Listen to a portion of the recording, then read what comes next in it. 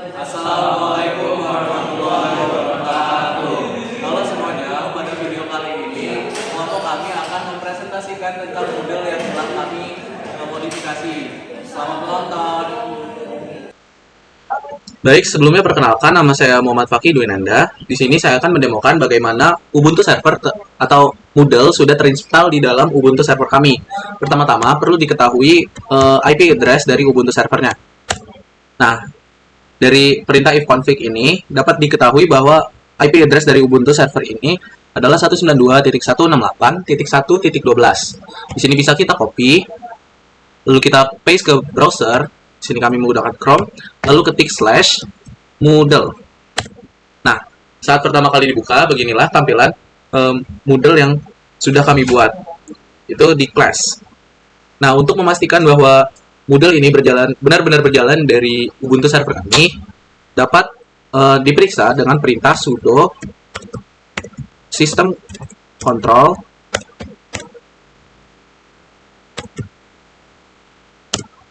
stop Apache 2. Sini masukkan password. Nah, kalau Moodle benar-benar berjalan dari Ubuntu server kami, seharusnya jika di-refresh, dia tidak akan bisa diakses lagi. Bisa dilihat di sini, di site can be reached, berarti koneksi Moodle sudah terputus dengan Ubuntu server kami, karena Apache 2-nya dimatikan.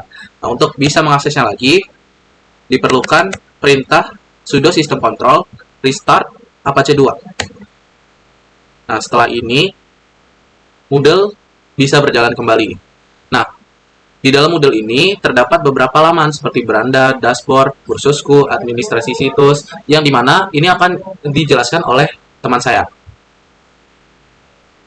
Baik, sebelumnya perkenalkan, nama saya Rifai Dika Parmana. Di sini saya akan melanjutkan presentasinya, yang dimana di sini saya akan menjelaskan untuk di bagian awal di sini, yang dimana di sini terdapat beranda, dashboard, kursusku, administrasi situs, dan di sini saya akan menjelaskan di bagian beranda.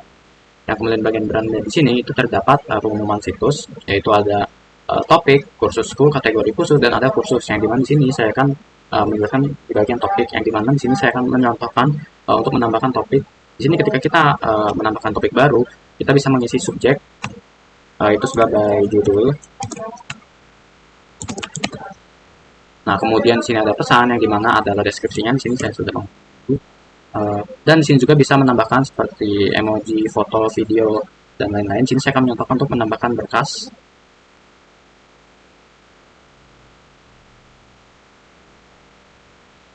Oke, di sini kita unggah. Di sini kita ada tulisan, kita akan lanjutkan. Nah, di sini ada lanjutan, maksudnya forum lanjutan untuk kita menambahkan topik diskusi, yang dimana di sini lebih banyak ada setelan, penilaian lanjutan, dan lain-lainnya. Yang di sini terdapat lampiran juga yang tadi kita masukkan ulang berkasnya. Baik, kita unggah. Tadi judulnya sudah, deskripsinya sudah, dan berkasnya sudah. Di sini langsung saja kita kirim ke forum. Nah, kemudian di sini kita bisa melihat topik-topik apa saja yang sudah, yang kemarin kami masukkan, yaitu hari ini maksudnya diskusi kelompok, dan ini yang baru saya tambahkan tadi, ini isinya. Yang ketika kita lihat di beranda tadi itu akan muncul baru di sini deskripsinya, judulnya, dan sini juga ketika kita upload berkas ini bisa diinstal dan bisa dibuka. Mungkin itu saja presentasi dari saya, yang selanjutnya akan dilanjutkan oleh teman saya. Ripa, kalau biru jalan. Nah, Kalau abu-abu, abu-abu jalan. Ini di bawahnya kan ada tuh. Kalau merah jalan, coba pencet lagi. baik, di sini saya akan melanjutkan presentasi dari teman saya. Sebelumnya, kenalkan, nama saya Kadek Dr. Cacandigo. Jadi di sini saya akan menjelaskan bagian dashboard ya. Nah, jadi di sini ada yang namanya menu dashboard di bagian kiri samping beranda atas ya. Nah, di sini ada bagian 30 hari berikutnya. Jadi di sini simple ya. Kita melihat jadwal, ada acara apa aja sih yang ada di jadwal kita. Untuk 30 hari berikutnya dia bakal nampilin 30 hari berikutnya. Dia akan sorting berdasarkan tanggal atau berdasarkan kursus. Lalu di sini kita bisa mencari juga nama acaranya atau jenis acaranya. Nah, di sini kita coba ya. Di sini kan ada kalender sesuai ya, real time dengan yang ada di real life kita sekarang ini. Kita coba buat acara baru ya. Nah, di sini ada untuk memasukkan judul acara. Kita masukkan aja acara acara 2 karena saya udah coba tadi acara 1. Nah, di sini untuk tampilkan lebih sebanyak tadi, di sini kita bisa mengisi deskripsi acara, terus sini bisa mengisi lokasi, sini kita bisa memilih ada durasi atau enggak, terus ini durasi dalam menit. Lalu kita nih bisa juga ngatur dia nih bakal diulangi berapa kali di seminggu ya. Ya udah kita simpan aja. Nah, otomatis dia bakal nandain acara 2 sini. Karena tadi acara 1 sudah saya buat di besok ya. Oke, selanjutnya akan dilanjutkan oleh teman saya.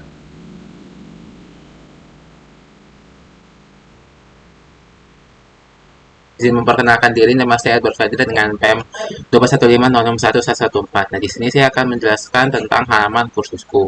Jadi di sini kita bisa melihat kursus-kursus apa saja yang kita ikuti. Nah, cara untuk menambahkan kursusnya adalah dengan menekan tombol opsi manajemen buku dan opsi manajemen opsi manajemen kursus dan klik kursus baru. Nah, ini bisa kita tambahkan nama kursusnya, deskripsi kursusnya, dan tentang gambar kursusnya. Nah, ini baru saja saya membuat sebuah kursus baru bernama sistem operasi. Nah, mari kita klik kursus ini. Dan di sini ada pengumuman dan ada topik-topik. Nah, di sini pengumuman saya bisa menambahkan sebuah pengumuman, misalnya pelajaran hari ini. Pesannya adalah hari ini belajar mandiri. Nah, saya bisa mengklik kirim ke forum itu. Nah, setelah itu saya bisa balik lagi ke kursus dan bisa melihat pelajaran hari ini. Nah, pelajaran hari ini adalah hari ini belajar mandiri. Lalu balik lagi ke kursusku. Nah, di dalam topik ini saya ketika kita memencet menu edit, nah kita bisa menambahkan aktivitas satu sumber. Misalnya dari sebuah kita bisa menambahkan forum dan lain-lain. Misalnya kita ingin menambahkan sebuah materi, misalnya materi 1, deskripsinya kita bisa memilih berkasnya, misalnya tentang modul sistem operasi. Nah, modul sistem operasi. Nah, kita bisa simpan dan kembali ke kursus. Nah, tandai selesai. Nah, jadi kita bisa melihat pada modul sistem operasi di topik pertama. Tuh, sekian, terima kasih. Tuh, kita bisa melihat modul sistem operasi tersebut. Baik, di sini sebelumnya izin memperkenalkan diri, saya Rifki Yudika Perdana. Di sini saya akan melanjutkan untuk pembahasan dari administrasi situs. Oke, jadi di pertama ini, di sini administrasi bagian ini adalah untuk menjelaskan tampilan administrasi situs di modal halaman ini yang dapat diakses oleh administrator dan berfungsi sebagai pusat kontrol seluruh pengaturan platform ini. Nah, setelah itu di sini ada umum, menu paling utama. Di sini ada seperti umum, pengguna, kursus, nilai, pengaya, tampilan, server, laporan, dan pengembangan. Oke, pertama di umum ini, menu umum ini kita dapat melihat pengaturan dasar seperti notifikasi, pendaftaran, layanan modal, serta umpan balik, fitur lanjutan, dan preset admin status. Dan selanjutnya ada analitik. Nah, fitur ini berfungsi untuk memonitor aktivitas penggunaan dan menganalisis performa pembelajaran. Selanjutnya ada kompetensi. Bagian kompetensi ini digunakan untuk mengelola kerangka kompetensi, mengimpor dan mengekspor kompetensi, serta membuat template rencana pembelajaran. Nah, fitur ini itu berguna untuk LMS yang berbasis capaian kompetensi. Selanjutnya ada rencana. Fitur ini itu mendukung gamification dalam pembelajaran. Oke, selanjutnya ada H5P. Pengaturan di sini itu memastikan H5P dapat digunakan dengan optimal dalam kursus. Selanjutnya ada lisensi, lokasi, dan bahasa. Yang pertama, lisensi itu untuk mengatur lisensi dari situs ini. Setelah itu ada lokasi untuk menentukan zona waktu dan wilayah. Untuk bahasa itu mendapatkan paket bahasa atau customisasi istilah gitu. Di sini kayak ada setelan bahasa, customisasi bahasa, dan paket bahasa. Setelah itu ada olah pesan. Di sini bagian olah pesan itu digunakan untuk mengatur sistem notifikasi dan komunikasi antar pengguna. Selanjutnya itu ada pembayaran dan keamanan. Keamanan itu untuk menyediakan pengaturan seperti pemblokir IP, setelan keamanan situs, keamanan HTTP, dan notifikasi. Pembayaran ini untuk akun pembayaran gitu. Selanjutnya ada beranda dan Moodle.net. Beranda situs ini, admin dapat mengatur tampilan halaman dengan Moodle, halaman depan Moodle. Sedangkan Moodle.net itu memungkinkan integrasi dengan jaringan pembelajaran global untuk berbagi konten. Untuk selanjutnya ini, di bagian pengguna, di sini ada akun. Akun itu untuk kita bisa menelusuri daftar pengguna, bisa menindak masalah pengguna, bisa menambahkan pengguna baru, manajemen pengguna, ada preferensi bawah pengguna juga, ruas profil pengguna, kohor, unggah pengguna, dan unggah gambar pengguna atau foto profile. Di sini ada perizinan itu untuk izin-izin untuk sistem. Nah, saja ada privasi dan kebijakan itu ada kayak konfigurasi privasi, sistem kebijakan, permintaan data, registrasi data, penghapusan data, dan penggaya registrasi privasi. Selanjutnya ada kursus. Di sini ada kursus, ada pemilih aktivitas dan cadangan. Di kursus ini dia ada kelola kursus dan kategori, kolom custom kursus, terus bisa menambahkan kategori juga, tambahkan kursus baru, bisa memulihkan kursus yang telah dihapus, setelah bawaan kursus, untuk konten kursus, permintaan tertunda, dan unggah kursus. Dan di pemilih aktivitas ini kita bisa ada setelan pemilih aktivitas dan aktivitas yang direkomendasikan. Untuk cadangan, di sini ada setelan pencadangan bawaan, ada setelan info bawaan, setel pencadangan otomatis, setelan pembawaan pemulihan umum, dan pencadangan atau pemulihan asinkron. Oke, untuk nilai di sini ada setelan umum, setelan kategori penilaian, setelan item penilaian, ada skala dan nilai huruf, misalnya kayak nilainya misalnya A, B, C, D gitu. Selanjutnya ada setelan laporan. Di sini bisa melihat laporan nilai siswa, riwayat penelitian, laporan ikhtisar, dan laporan pengguna. Pengaya atau di sini ada plugin. Jadi di sini ada autentikasi, bak konten, blog, catatan log, editor teks, filter, format data, format khusus, gerbang pembayaran, jenis soal, kolom khusus, konverter dokumen, laporan untuk aktivitas, pembatasan ketersediaan, pemutar media, pencarian, pendaftaran, ada plugin antivirus, plugin bank soal, lokal soal, perangkas admin, repository, setelan backend pembelajaran mesin, dan singgahan.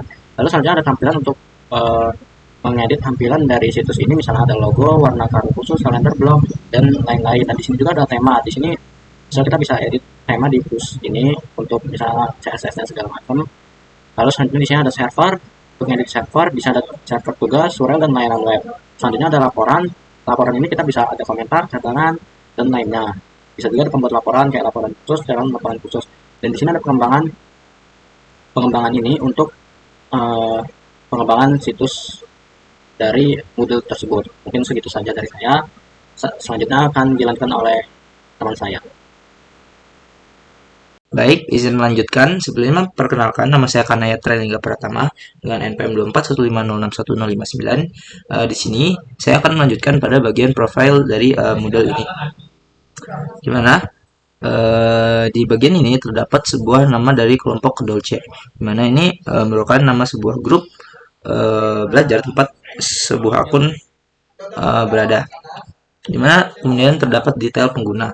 Dimana di detail pengguna ini terdapat informasi alamat surel Kedolce, email, kemudian ada zona waktunya Asia atau Jakarta. Dimana pada bagian ini kita dapat melakukan edit profil dan dapat melakukan perbarui profil di sini jika setelah diedit.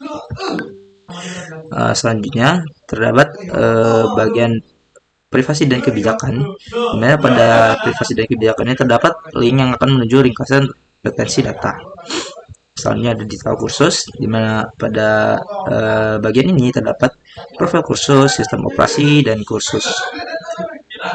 Kemudian ada lain-lain seperti entry block, catatan, kiriman forum diskusi, dan rencana belajar. Baik, selanjutnya terdapat laporan, di mana laporannya terdapat pilihan-pilihannya, yaitu log hari ini yang akan menampilkan log hari ini. Terdapat semua catatan, ikhtisar laporan lengkap, sesi peramban, ikhtiar nilai, dan nilai.